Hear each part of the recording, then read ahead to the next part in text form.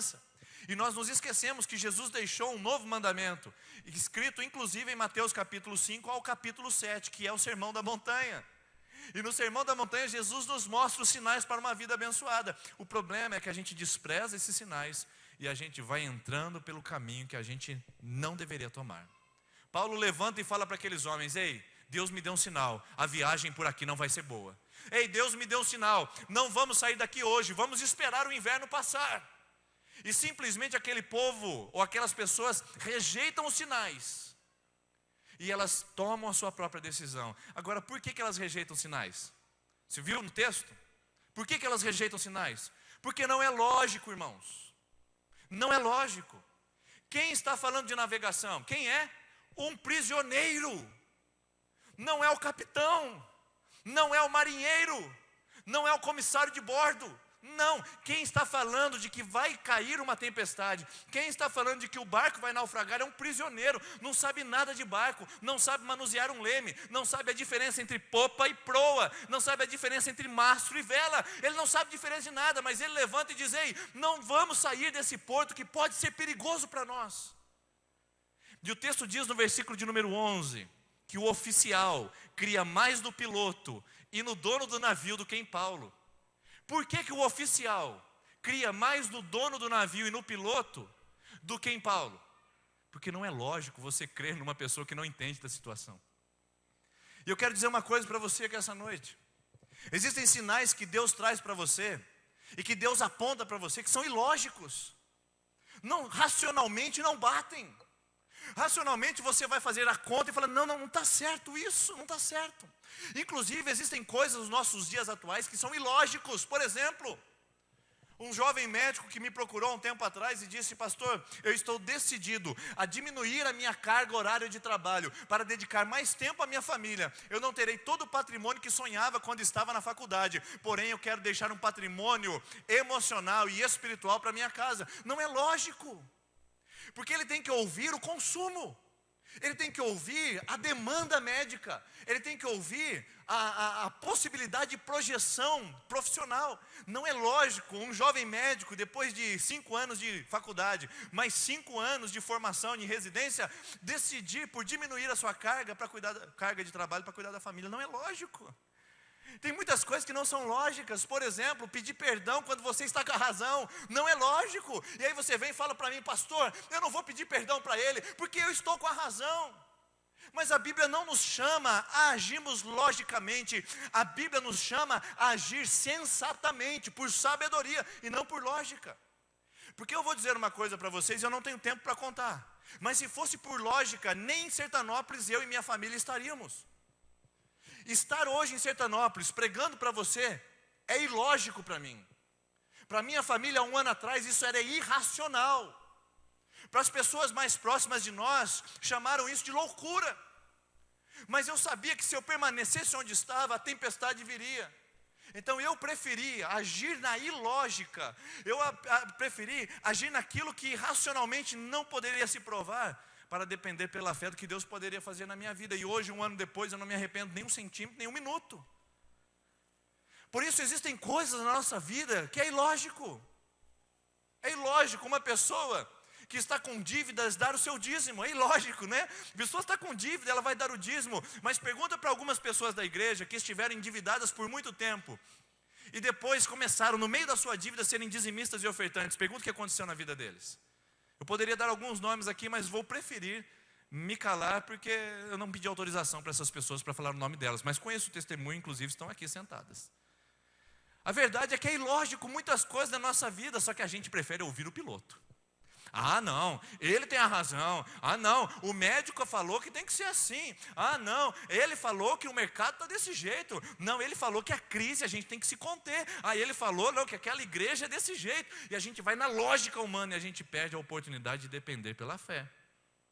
Essa é a verdade que Paulo nos traz aqui quando nós enfrentamos naufrágios. Primeiro, porque a gente despreza os sinais. Deus sempre mostra que a gente está entrando numa furada. Deus sempre manda sinais para dizer que a gente está entrando numa embarcação que vai naufragar. Sempre manda. Segundo, nós entramos na embarcação furada porque nós queremos agir racionalmente. Nós queremos a lógica, nós queremos a matemática, nós queremos aquilo que seja palpável, aquilo que seja preciso. A gente não quer andar pela fé. Terceiro, a gente anda na embarcação furada e entra nessa embarcação porque a gente vive de ilusão e de hipóteses e de impressões. Onde eu vejo isso aqui? Versículo 13, diz o texto: soprando um vento sul brandamente e pensando terem já o que desejavam, levantaram âncora e foram. Pessoal, imagina só, eu vou ter que teatralizar aqui para você entender. Vou teatralizar. Paulo levanta e diz assim: pessoal, não saiam desse lugar. Por que, Paulo? Rapaz, vai ter uma ventania, vai ter uma tempestade. Deus me mostrou que a coisa não vai ficar boa não. Ah, é, Paulo? É, não vai ficar boa, rapaz, vamos ficar por aqui mesmo, não vamos subir nesse barco, vai vir uma ventania, não sei o que, não sei o que. E o pessoal fala assim: não, vamos ouvir o piloto, o dono do barco, ele sabe que é melhor para nós. E o dono do barco não quer ganhar, né? E o barco fala: vamos partir. Porque no outro dia eles acordam pensando: será que Paulo estava com a razão? E aí no outro dia eles escutam: ué, cadê o tumulto? Cadê a ventania? Cadê o perigo? Cadê a ameaça que o Paulo falava? O vento é sul, o vento é ótimo para a embarcação, o vento é suave. Então vamos pegar a vela, vamos pegar o mastro, vamos caminhar e vamos singrar o mar, porque agora está tudo perfeito do jeito que a gente queria. Tendo o que desejavam, o que eles queriam racionalmente estava lá: o vento sul, o vento brando e todo o equipamento para navegação. Tudo que eles precisavam racionalmente estava lá. Eles só não contavam com uma coisa: que eles estavam andando de aparências e de impressões e não de fé. Porque o texto continua dizendo no versículo 14 que de repente, depois de eles terem saído, veio uma ventania, o euroaquilão, o vento nordeste, um tufão, e colocou aquela embarcação em total deriva, em total caos, em total desordem. Queridos irmãos, queridas irmãs, quantas vezes a gente não é surpreendido pelas nossas impressões? Quantas vezes a gente não anda por fé? Quantas vezes a gente não confia na palavra? Quantas vezes a gente não se apega às verdades das Escrituras, mas a gente anda por impressão? Eu tenho a impressão de que a coisa vai melhorar no meu casamento. Não ora, não busca, não pede perdão, não procura um conselheiro conjugal, não abre o coração e acha que o casamento vai melhorar. O cara era um alcoólatra, um drogado, e aí ele saiu de casa, você brigou com ele e tal, e daqui a pouco ele vem assim arrependido, e aí você fala: eu acho que ele vai mudar. Uma volta não baseada em princípios, mas baseada em impressões. Não estou dizendo que não deve voltar para casa, mas deve voltar por princípio. Qual é o princípio? É o perdão. Qual é o princípio? É o tratamento na palavra. Qual é o princípio? É a vida com Deus. Porque senão não vai voltar tudo a mesma desgraça. É provável. É certo, na verdade. Então muitas vezes a gente vive de impressões. O camarada foi lá, fez um péssimo negócio, abriu uma empresa na hora errada, endividou-se, e agora ele está assim com a corda no pescoço, e aí ele não consegue sair das dívidas, ele está falando: não, eu tenho a impressão de que vai melhorar. E de repente vem o vento e piora mais as coisas ainda. A gente não anda por impressão, a gente anda por princípios. E o princípio é a fé. É a fé que me desafia a confiar em Deus, além da minha lógica humana. Além da minha lógica humana. Casais que não se acertam, famílias que não se resolvem, homens que não se aceitam como são, mulheres que têm problemas com a sua identidade, porque tem uma impressão de si, eles não têm fé. Mulheres que são simplesmente mulheres elegantes, bonitas, que olham no espelho e simplesmente se acham mal acabadas, se acham feias, se acham fora do padrão de beleza, não conseguem se aceitar e trazem todo esse tipo de mau comportamento pessoal para dentro do casamento, numa amargura constante. O marido nunca disse que você era feia, só que você acredita nessa mentira. Então eu vejo pessoas vivendo de impressões a respeito de si, impressões a respeito da vida, e não de certezas baseadas na palavra. Irmãos, a gente não é uma igreja, nós não somos um evangelho que vive de impressões. A gente vive de certezas da palavra. Pode ser que eu não pegue, pode ser que eu não esteja com ele na minha mão, mas eu tenho certeza, porque a Bíblia diz em Hebreus capítulo 11, versículo 1, que a fé é a firme certeza das coisas que não se veem e a convicção dos fatos que se esperam. Certeza e convicção. Gente, não tem alguma coisa errada com esse texto, não tem? Nós estamos falando de fé. Hebreus 11 fala que na fé a gente tem certeza e convicção. É certeza e convicção. Certeza de que Deus está no negócio. Certeza de que Deus pode abrir portas. Certeza de que Deus pode mudar as situações. Certeza de que existem princípios para serem seguidos. Não adianta querer prosperar enganando os outros. Não adianta querer resolver um casamento baseado em presentes. Não adianta resolver um problema de briga de casal com sexo à noite. Não resolve. Não resolve casamento, irmãos. É tratamento, é olho no olho. Não adianta querer resolver uma dívida simplesmente pedindo para Deus: apaga lá meu nome do SPC, Senhor Jesus, apaga do Serasa, apaga, tira, torna minha conta vermelha. Isso não vai acontecer. É princípio. E nós andamos pelos princípios da palavra e não por impressões de ilusões que as pessoas geram em nós. Quer mais um exemplo? Que a gente trabalha com impressão? Essa mentira que a gente ouve de várias igrejas evangélicas que dizem assim: venha para a nossa igreja e acabe o seu sofrimento. Eu estava no Rio de Janeiro agora e eu passei em frente de uma igreja, que eu não quero falar agora o nome dela, mas que eu acho que ela nem é mais evangélica no nosso país. Mas estava assim, nessa igreja, né? Campanha não sei do que tal. Venha para a igreja tal e pare de sofrer. Isso não existe. Eu vou ser sincero com você. Venha para a IPI e continue sofrendo, porque... Entendeu? Eu não vou fazer propaganda enganosa para você. A vida, o sofrimento faz parte. A luta faz parte. Faz 16 anos que eu sou convertido e faz 16 anos que também meu coração geme, eu também choro, eu também me entristeço. Mas quando nós estamos com Jesus, a gente percebe que o vento passa. Que tem alguém maior do que nós que pode dar um basta no vento bem na hora que Ele quiser. E que eu não controlo o leme, eu não controlo as velas. Eu sei que Ele está no comando e que uma hora Ele vai dar um basta. Então não dá para ficar nessa impressão de que tudo vai passar, não. A gente tem que viver por princípios, que Deus às vezes quer trabalhar no nosso vale. Deus às vezes quer trabalhar nos nossos dilemas. Deus às vezes quer trabalhar nas nossas perdas. É verdade.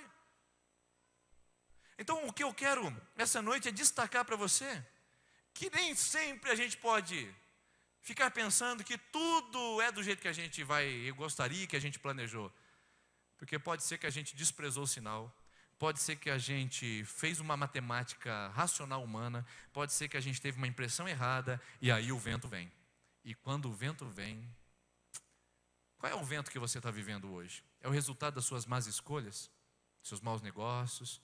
Dos seus maus princípios? Dos seus valores baixos? Qual é o resultado da ventania que você está enfrentando hoje? É sua? Ou é o inimigo? Ou foi o fulano de tal? Quem é o causador dessa ventania, desse tufão? No caso de Paulo, os próprios marinheiros. Eles foram causadores dessa ventania, porque eles desobedeceram. Quando era para ter ficado, eles foram. Esse é o nosso problema. Quando é para ficar, a gente vai. Nosso problema é que a gente depende demais de Deus quando deveria agir. E age demais quando a gente deveria depender. Tem coisa que a gente fica lá dependendo de Deus, quando a gente deveria fazer. E tem coisa que a gente fica fazendo quando a gente deveria apenas depender. O que eu fico pensando é que quando isso tudo acontece, sabe o que é o resultado? O barco fica à deriva. Sabe o que é ficar à deriva? Acho que você sabe. Eu acho que você sabe, porque você entrou aqui essa noite, não é assim? O que eu vou fazer da minha vida? O que vai ser amanhã? E se aquele dinheiro não vier? E se aquele emprego não aparecer? E se ele não me aceitar de volta? E se meu filho não voltar para casa? E se ele casar com aquela moça mesmo? O que vai ser da minha vida? E você está totalmente sem norte, sem rumo e sem direção. Por causa das escolhas erradas, por ter tomado o barco errado e ter saído do porto seguro, quando deveria ter ficado e firmado seus pés ali.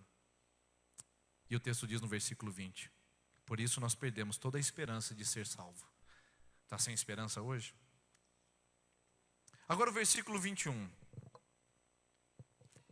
O texto diz assim: pondo-se em pé no meio deles, versículo 21, disse: senhores, aqui a mesma coisa da outra vez, Lembra lá no versículo de número 10?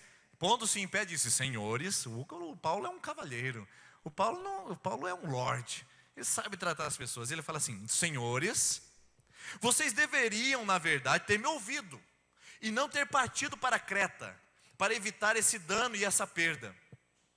Porém agora, eu acho lindo isso daqui, porque isso aqui mostra o caráter de Deus.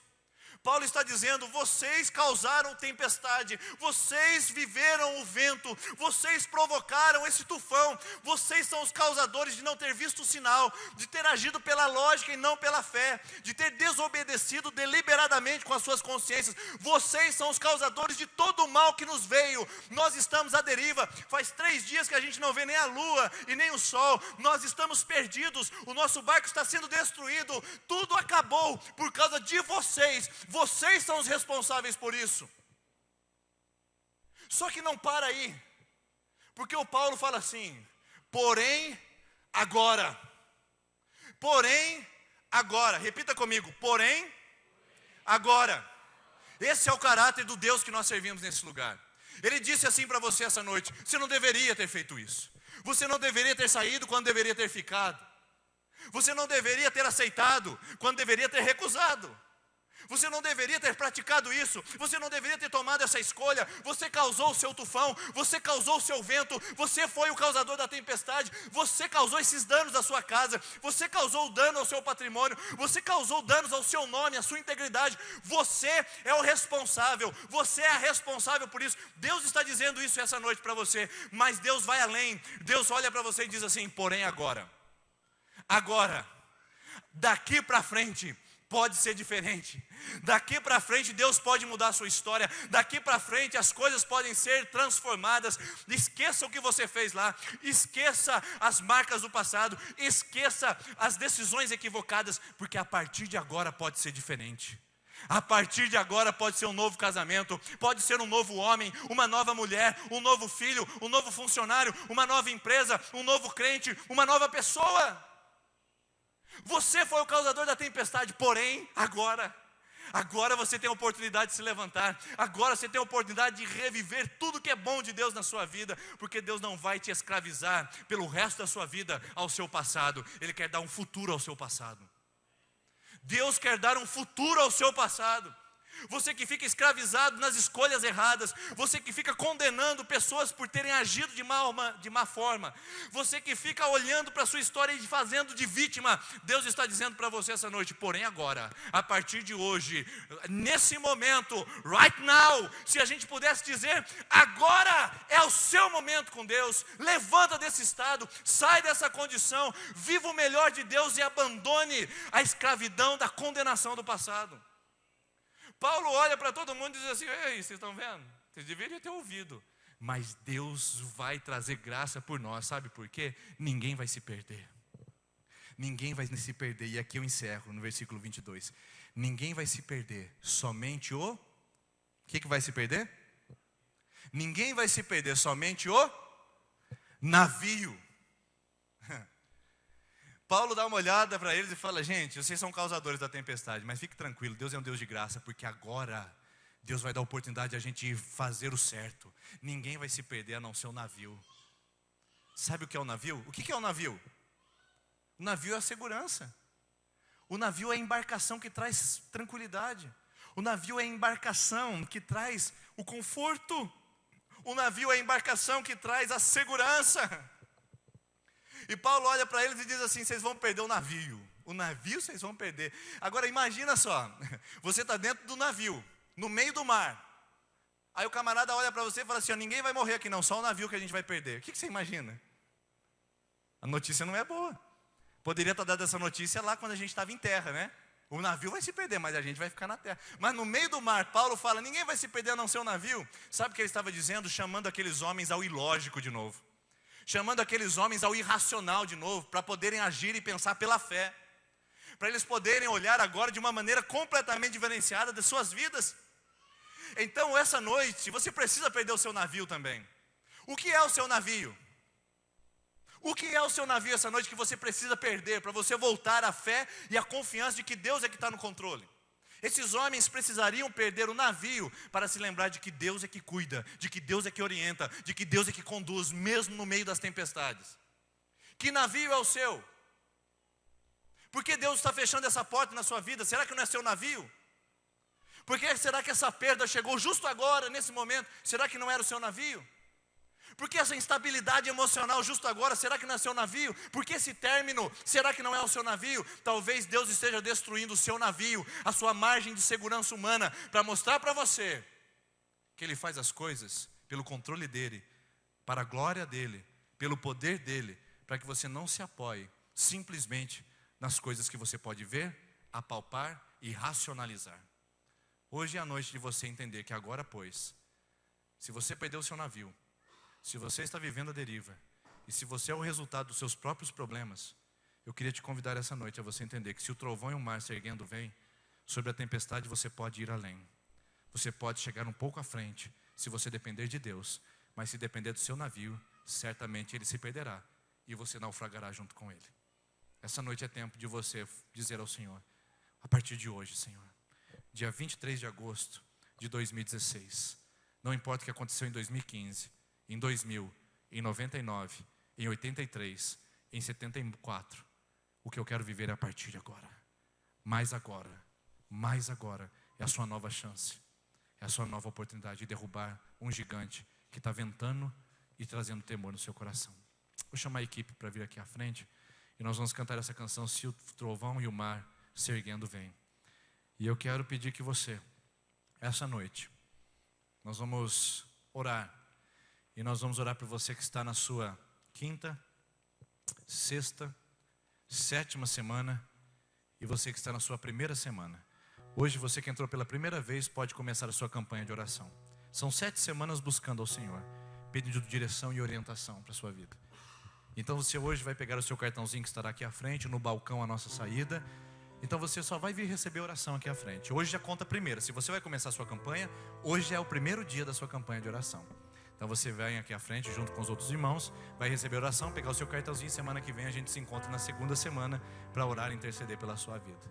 Então eu quero convidar a nossa equipe de intercessão que vem aqui à frente, por favor. E eu quero pedir que você se coloque em pé e que essa canção possa continuar falando ao seu coração enquanto nós oramos pelas pessoas aqui à frente. Você que está na sua quinta, sexta, você que está na sua quinta, na sua sexta, na sua sétima, e hoje você que vai começar a sua campanha, que seria a primeira, pode vir à frente, que nós vamos orar por você, interceder para que Deus pare esse trovão e essa tempestade, para que você viva o melhor de Deus na sua vida. Vamos cantar ao Senhor.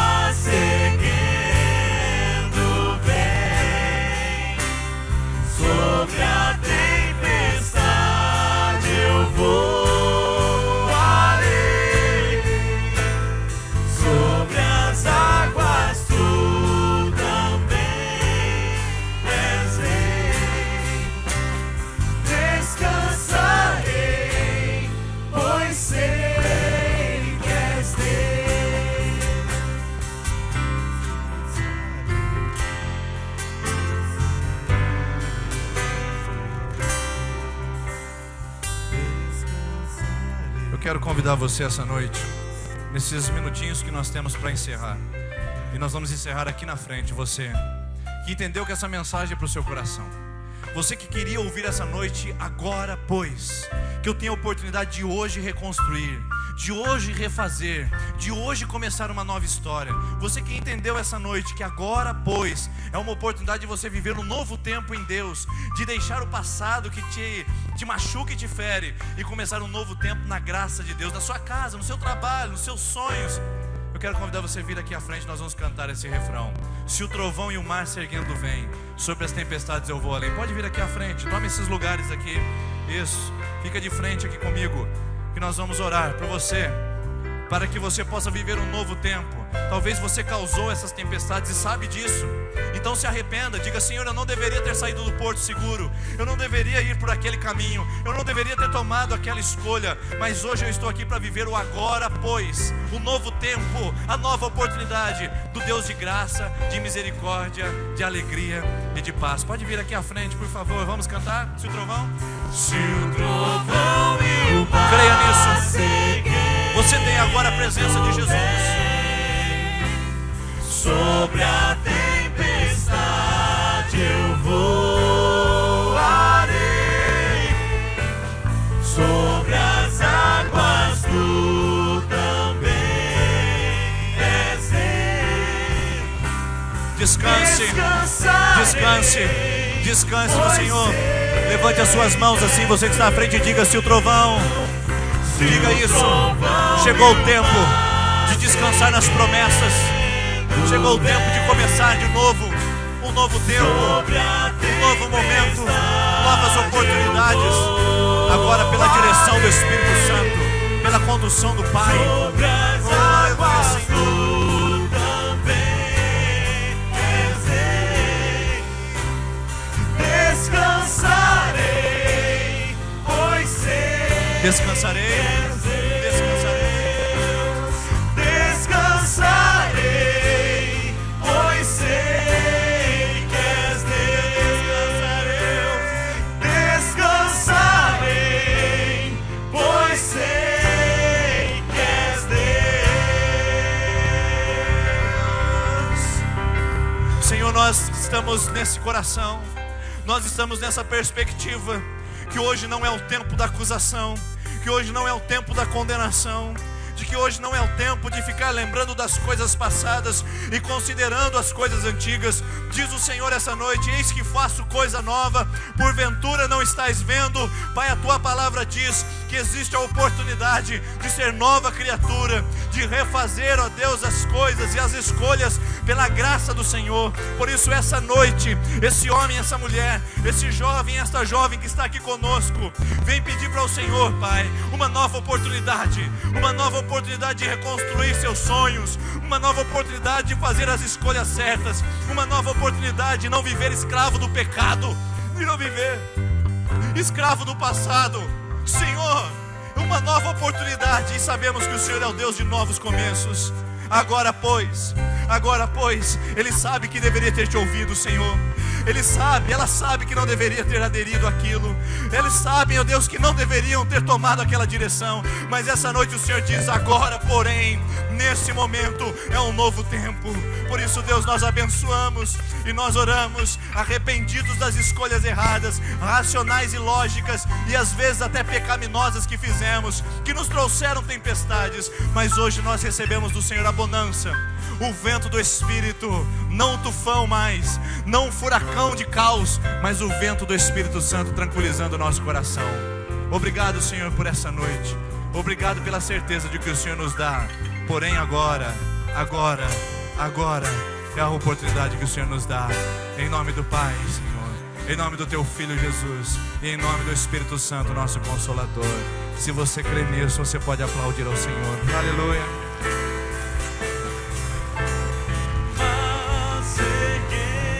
Deus abençoe. Que essa semana seja uma semana de saber que é um novo começo na presença do Senhor. Deus abençoe, uma boa semana. Sobre as